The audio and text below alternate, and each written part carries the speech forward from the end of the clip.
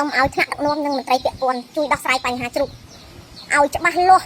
ឲ្យមានស្ថិរភាពហើយកុំនាំចូលនៅសាច់បកកកុំនាំចូលជ្រូកពីក្រៅប្រទេសមកធ្វើម៉េចឲ្យខ្មែរនេះចេះងើបឡើងក្រោកឈរឡើងមានអ្វីដែលជាខ្លួនឯងបញ្ចេញសមត្ថភាពខ្លួនឯងចាបងប្អូននិយាយពីជ្រូកថោកចាបងប្អូនយើងឆាតចូលពេកខ្ញុំច្រើនមែនតើឲ្យខ្ញុំធ្វើពីបញ្ហាវីដេអូជ្រូកចុះថោកបងប្អូនអញ្ចឹង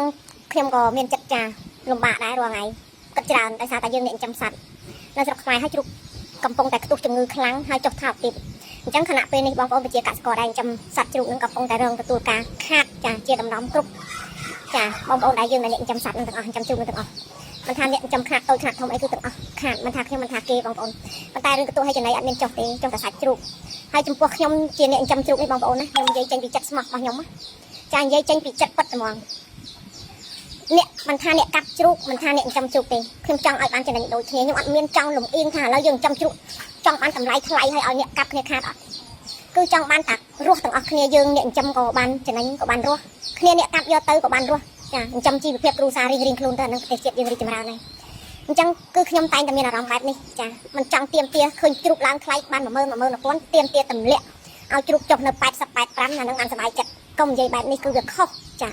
ខុសនឹងគោលការណ៍ចាខុសក្បត់ឧត្តមកតេខ្លួនឯងចាអានឹងគេហៅថាយើងចង់រស់តែម្នាក់ឯងចាប្រមូលតែម្នាក់ឯងអត់គិតពីផលប្រយោជន៍អ្នកដទៃឥឡូវនេះជ្រូកធ្លាក់បានសម្រាប់ហើយចាអញ្ចឹងចាអញ្ជើញសុបាយចិត្តម្នាក់ឯងចោះសុបាយចិត្តដេកភ្លឹកទើកំណត់ទុកអ្នកដទៃចាប្រជាជនរាប់ពាន់រាប់ម៉ឺនអ្នកនឹងចង់កសិកម្មជាពិសេសកសិកម្មស្រូវនិងចិញ្ចឹមជ្រូកនឹងតែម្ដងដោះស្រាយធ្វើម៉េចចាឲ្យមានតម្លាភាពចិញ្ចឹមសត្វជ្រូកនៅស្រុកខ្មែរនឹងចាឲ្យមានតម្លៃមួយដែលថេថិតថេចាបើសិនជាតម្លៃជ្រូកស្រុកខ្មែរចាថេតែត្រឹម10000 11000 15000ប៉ុណ្ណឹងអ្នកចិញ្ចឹមជ្រូកចិញ្ចឹមងាប់ចោលណាចិញ្ចឹមងាប់ចោលដាច់ក៏ដៃងាប់ចោលទាំងគេទាំងខ្ញុំគឺតម្កើងតម្លើងអាវិស័យចិញ្ចឹមជ្រូកគេហៅថាខ្លួនមិនមែនធ្លាក់ចង់ធ្លាក់ដល់ក្តីដីចង់ឡើងចឹងអានឹងវាហៅថាអត់មានស្ថិរភាពចាមកជីវិតក៏នៅតែអញ្ចឹងគឺអត់មានរីកចម្រើនទៅមុខទេអញ្ចឹងនិយាយរួមទៅខ្ញុំចង់ឲ្យមានតម្លាភាពឲ្យស្រុកខ្មែរប្រជាកសិករអត់ការងារធ្វើរាល់ថ្ងៃនេះចានៅផ្ទះរាល់ថ្ងៃនេះបើសិនជាជ្រូកតែ10000 15000 11000ចិញ្ចឹមងាប់ចោលมันខ្វះទេជ្រូកនៅស្រុកខ្មែរមិនបាច់ទៅយកសាច់តកឬក៏ជ្រូកក្រៅប្រទេសនាំចូលទេអត់ទេបើសិនជាពង្រឹងវិស័យកសិកម្មនឹងឲ្យខ្លាំង